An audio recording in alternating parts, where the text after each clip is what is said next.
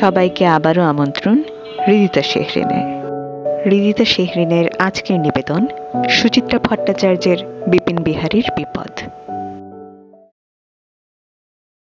ছুটির সকাল, বাজার থেকে ফিরে সবে খবরের কাগজটা খুলে বসেছি, অমনি বিপিনবাবু এসে হাজির।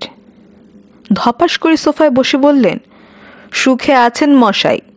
এদিকে আমার যে সর্বনাশ হয়ে গেল। অবাকই হলাম একটু। বিপিন বিহারী বটপ্যাল একজন নিপাট ভালো মানুষ।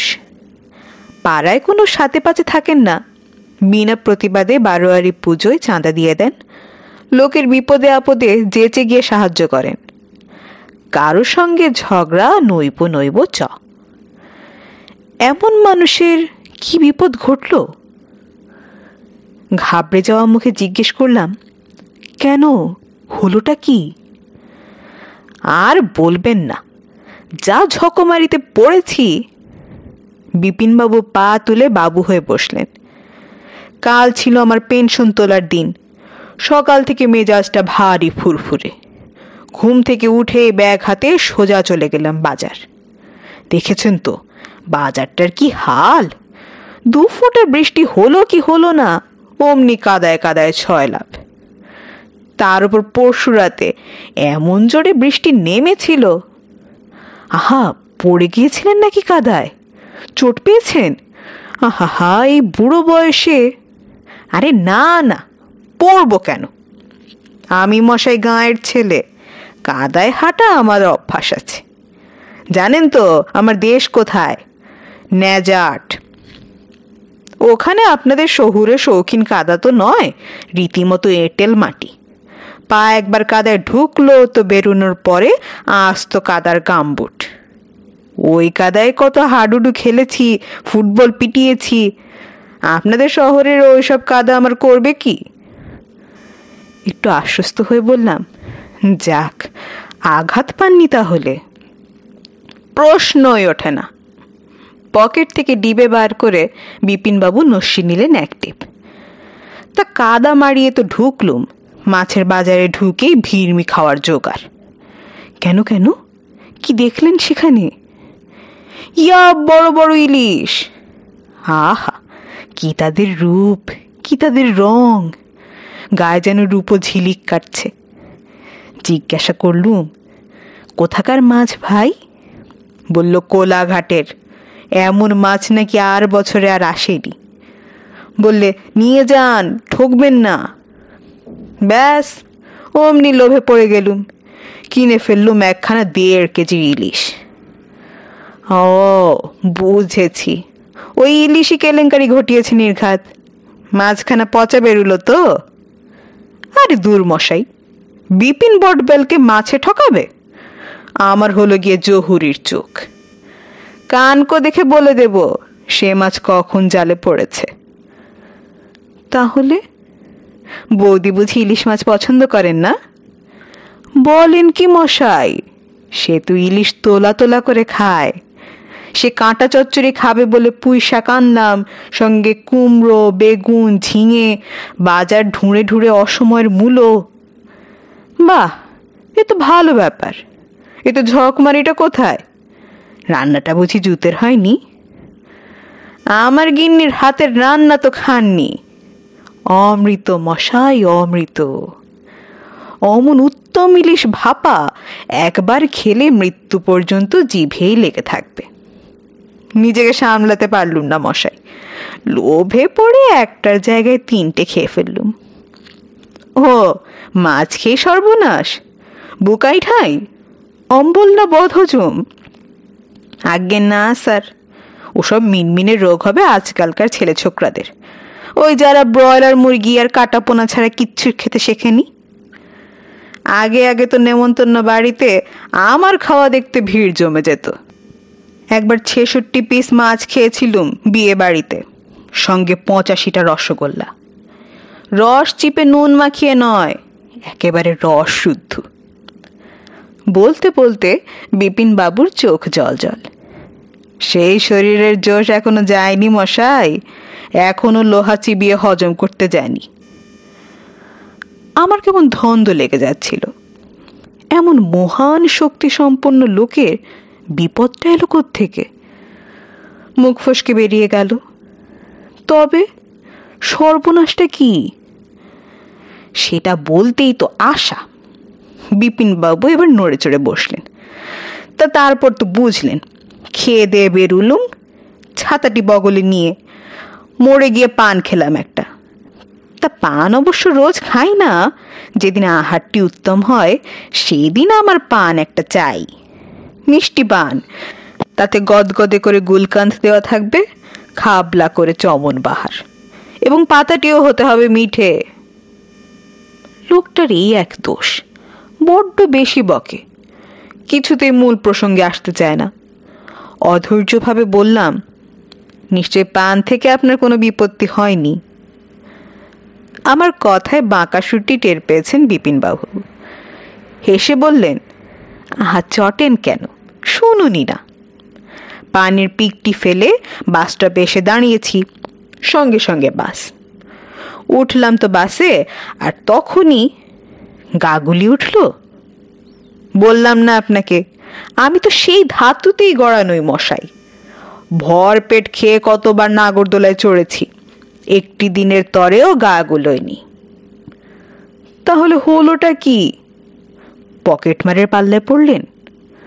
উহু, ছেলেবেলার এক বন্ধুর সঙ্গে দেখা, হরিসাধন। একসঙ্গে স্কুলে পড়তুম আমরা। হরিসাধনটা ছিল বেজায় ডান পিটে। স্কুলের পেছনে একটা নারকোল গাছ ছিল, টিফিনের সময় গাছটায় তরতর করে উঠে গিয়ে ডাব পেড়ে আনত। যাদের গাছ তাদের সঙ্গে এই নিয়ে যে কত ঝামেলা হয়েছে। একবার তো তারা হেড স্যারের কাছে কমপ্লেনই ঠুকে দিল। তা আমাদের হেড স্যার ছিলেন বেজায় কড়া। তার দাপট কি, বাপরে বাপ! একবার চোখ লাল করে তাকালে আমরা ভয়ে শুকিয়ে যেতুম। সেই হেড স্যার গুনে গুনে 25 বেত লাগিয়েছিলেন হরিসাধনকে। বেচারার হাতের চেটো ফুলে ঢোল, অথচ বাড়িতেও বলতে পারছে না। প্রহারের কারণ শুনলে তারাও তো ছেলেকে উত্তম মধ্যম দেবেন। বাজারে একটা বরফের দোকান ছিল, সেখান থেকে বরফ এনে রুমালে বেঁধে পুলটিস লাগানো হলো হরিসাধনের হাতে। তাতেও কি হরিসাধনের দৌরত্ব কমেছিল? একটুও না। একদিন তো নিজেরই বাড়ির আম গাছ থেকে আম চুরি করতে গিয়েছিল। হরিসাধনদের ওই আম গাছখানায় কি যে ভালো আম হতো, ক্ষীরসাপাতি, কি মিষ্টি কি মিষ্টি! আপনাকে যে কি করে বোঝাই, ওই আম মুখে দিলে টের পাওয়া যায় কেন আমকে রসালো বলে। মেন লাইন ছেড়ে কর্ড লাইনে ঢুকে পড়েছেন বিপিন বিহারী। বাধ্য হয়ে গলা খাকারি দিতে হলো। তা সেই হরিসাধন বাবুর সঙ্গে দেখা হওয়ার সুবাদেই কি? আহা, ছিছি ছি ছি ছি! বিপিনবাবু এক হাত জিভ কাটলেন। পুরনো বন্ধু কখনো বিপদে ফেলতে পারে? তা আবার হরিসাধনের মতো বন্ধু। যেমন ডাকা বুকো তেমনি বন্ধু বৎসল। কতবার যে বন্ধুদের জন্য মারপিট করেছে। তা কাল নিশ্চয়ই ওকে তেমনটি করতে হয়নি। অতি কষ্টে থামালাম বিপিন বিহারীকে। না না, মারামারি করার বয়স আর আমাদের কোথায়। বিপিনবাবু লজ্জা পেলেন। তবে হরিসাধন কিন্তু এখনো দিব্যি তাগড়াই আছে। পুলিশে চাকরি করতো তো, ঢুকেছিল এএসআই হয়ে, রিটায়ার করেছে ডিএসপি পোস্ট থেকে। বেশ অনেকটাই উঠেছিল, কি বলেন? তবে তার সঙ্গে আপনার সর্বনাশের কোনো সম্পর্ক আছে বলে তো মনে হচ্ছে না। নেই তো। বিদ্রুপের খোঁচাটা হজম করে নিলেন বিপিন বিহারী। এতটুকু অপ্রতিভ না হয়ে বললেন, তবে কি জানেন, হরিসাধন আমায় অবাক করে দিয়েছে। কিরকম? আমি যে ব্যাংক থেকে পেনশন তুলি, ওরও পেনশন সে একই ব্যাংকে। হরিসাধনও 3 বছর হলো রিটায়ার করেছে, আমিও তাই। অথচ দেখুন, আমাদের দুজনের এর মধ্যে একবারও দেখা হয়নি। একই রুটের বাসে যাই, সেখানেও না। এই নিয়ে তো আমরা দুজনে জোর একচোট হাসাহাসি করলাম। তারপর বাস থেকে নেমে দুজনে গুটি গুটি পায় ব্যাংকে। ও তখনই বুঝি কিছু ঘটলো? মানে কোনো ফ্যাসাদে পড়লেন? ব্যাংকে আবার কিসের ফ্যাসাদ? মাঝে মাঝে আমাদের মতো এই পেনশনারদের লাইনটা বড্ড বড় হয়ে যায়, এই যা। তা আমি তো খেয়ে দিয়ে বেরোই, বাড়ি ফেরার কোনো তাড়া থাকে না, আমার অসুবিধা কিসের? আর কাল তো কপাল গুনে কাউন্টার ফাঁকাই ছিল, দুজনে টাকা পকেটস্থ করলাম, তারপর গিয়ে বসলাম কার্জন পার্কে। বোঝেনি তো, এতকাল পরে দেখা। কতকাল পর জানেন? পাক্কা 40 বছর। শেষ যখন দেখা হয়েছিল তখনও বিয়ে পরীক্ষায় গাড্ডু মেরে ফ্যা ফ্যা করে বেড়াচ্ছে, আর আমি সবে রেলের চাকরিতে ঢুকেছি। একদিনের জমা কথা এত সহজে কি ফুরোয়? হরিসাধনার পুলিশ জীবনের এক কাঁড়ি রোমহর্ষক কাহিনী আমায় শোনালো, আমিও আমার অফিসের গালগপ্প করলাম। আড্ডা মারতে মারতে কখন যেন বিকেল 4টে বাজলো। হরিসাধন বলল, চলো, অনেকদিন ডেকার্স লেনের ঘুগনি খাইনি, আর জম্পেশ করে ঘুগনি আলুর দম সাঁটাই গে। আমারও তখনও পেট গজগজ, তবুও জিভটা কেমন শুলিয়ে উঠল। ডেকার্স লেনের ঘুগনি জানেন তো, দারুণ ফেমাস। পাতলাও নয়, ঘনও নয়, মটর শক্ত নয়, আবার একেবারে গলা গলাও নয়, ঝাল মশলা একেবারে মাপা। শাস্ত্রে তো বলেছেই, লোভে পাপ, পাপে মৃত্যু। সেই শাস্ত্র বচন উপেক্ষা করেই নিলাম 1 প্লেট। সেটা সাবার করেও থামতে পারলুম না, ফের আরেক প্লেট নিলাম। বুঝেছি বুঝেছি, সে ঘুগনি খেয়ে পেট খারাপ। সকাল থেকে কবার গেলেন? দোষ, বললাম না মশাই, আমার কখনো পেটের অসুখ টসুখ হয় না। সামান্য 2 প্লেট ঘুগনি আমার কি করবে? ও, হতাশ গলায় বললাম, তাহলে তাহলে আর কি? আমি আর হরিসাধন ঘুগনি সাঁটিয়ে উঠে পড়লাম। ও গেল মেয়ের বাড়ি শ্যামবাজার, আর আমি ফিরে এলাম পরের বাসে। তখন সবে ছুটি হয়েছে, বাসে তো রীতিমতো ভিড়। কোনো রকমে গাদাগাদি করে দাঁড়িয়েছি, পকেটে পেনশনের টাকা, আমার মতো রিটায়ার্ড মানুষের সারা মাসের সম্বল। হায় হায়, টাকাটাই গেল তো। খাড়া হয়ে বললাম, শেষে পিক পকেট? মাথা খারাপ, পকেট মারবে আমার? সারাক্ষণ পকেটে হাত চেপে দাঁড়িয়ে বাছাধন্দের সাধ্য কি আঙুল গলায়? তবে যাই বলুন, এক বগলে ছাতা ধরে অন্য হাতে পকেট সামলানো কি মুখের কথা? মনে মনে তখন খুব রাগ হচ্ছিল, কেন যে ছাতাখানা নিয়ে বেরুলুম। বলতে পারেন প্রিয় ছাতাটাকে অভিশাপই দিচ্ছিলুম প্রায়। শেষে সে প্রিয় ছাতাই গেল বুঝি? ঠিক উল্টো, ছাতাই বরং কাজে লেগে গেল। বাস থেকে নামার পরপরই ঝেঁপে বৃষ্টি এলো না কাল। হলো মাত্র 10 মিনিট, কিন্তু তার কি ভয়ঙ্কর তোড় ছিল বলুন। পেট আমার পোক্ত বটে, তবে ফুসফুস দুটি তো ঝরঝরে।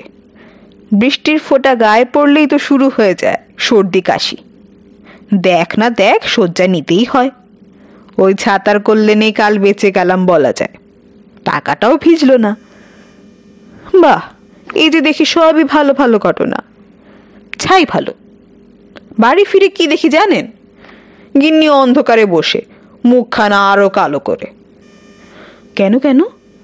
আপনার দেরি দেখে উদ্বিগ্ন হয়ে পড়েছিলেন বুঝি? আমার জন্য উদ্বেগ? আহা, সেই কপালি কি করেছি মশাই!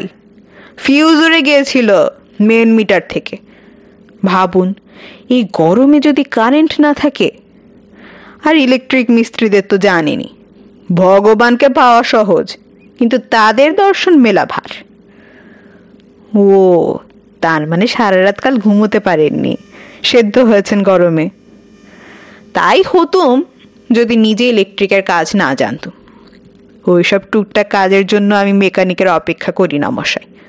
এই তো গত সপ্তাহে আমার জলের কলটা খারাপ হয়ে গেল, আমি থোড়াই প্লাম্বারের পেছনে দৌড়েছি। আমার মশাই আপনা হাত জগন্নাথ।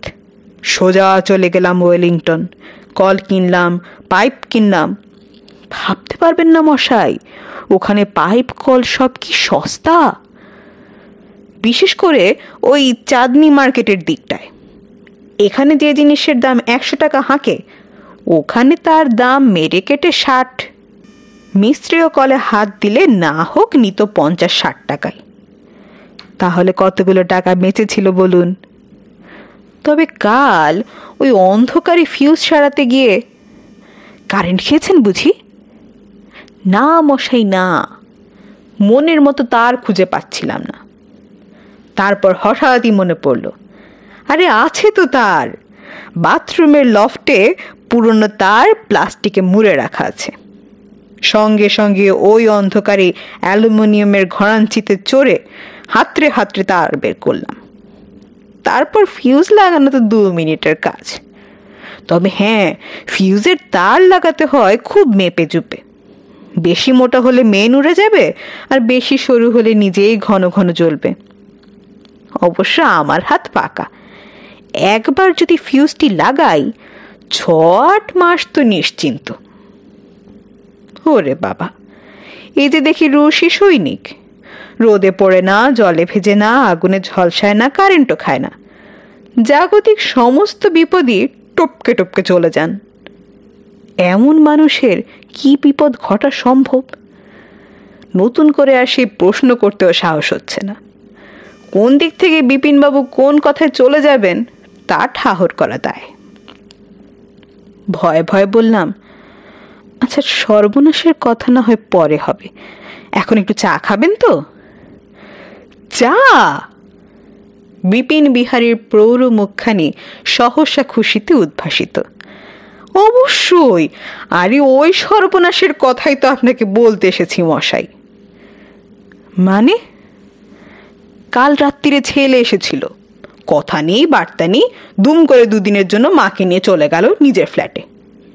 আপনার বৌদিও হয়েছে তেমন, নাতি নাতনির সঙ্গে মৌজ করবেন বলে তিনিও ড্যাং ড্যাং করে ছুটলেন। আমার রান্নার মেয়েটি আসবে সেই বেলা 10টায়। এদিকে বুঝলেন কিনা, আমি গ্যাসটাও জ্বালতে পারি না। বলুন, এটা কি আতান্তর নয়? সকালের নেশার চাটা আমি কি রাস্তায় গিয়ে খাবো? যাক, শেষ পর্যন্ত তাহলে ঝুলি থেকে বেড়াল বেরোলো। ঠিকই তো, এত বড় বিপদ কারো ঘটে নাকি? হাসি মুখে বললাম, সামান্য চা খাবেন আর এমন কি, আগে বললে পারতেন। কি করে বলবো? আপনি বলার সুযোগ দিচ্ছেন। তখন থেকে একের পর এক গপ্প জুড়ে জুড়ে উফ, মাথাটা আমার ধরে গেল মশাই। সকালবেলা কি করে যে এত বক বক করাতে পারেন, একটা সোজা কথা সোজাভাবে বলবো তারও উপায় নেই। হক কথা, ধান ভানতে এতক্ষণ শিবের গীত কে গাইছিল? আমিই তো। কেমন লাগলো আজকের এই গল্পটি? জানাতে কিন্তু ভুলবেন না, এবং এরকম নতুন নতুন আরও গল্প পাওয়ার জন্য চ্যানেলটি সাবস্ক্রাইব করে রাখুন। দেখা হচ্ছে পরবর্তী কোনো গল্প নিয়ে। সে পর্যন্ত ভালো থাকুন, সুস্থ থাকুন এবং হৃদিতা শেহরিনের সাথেই থাকুন।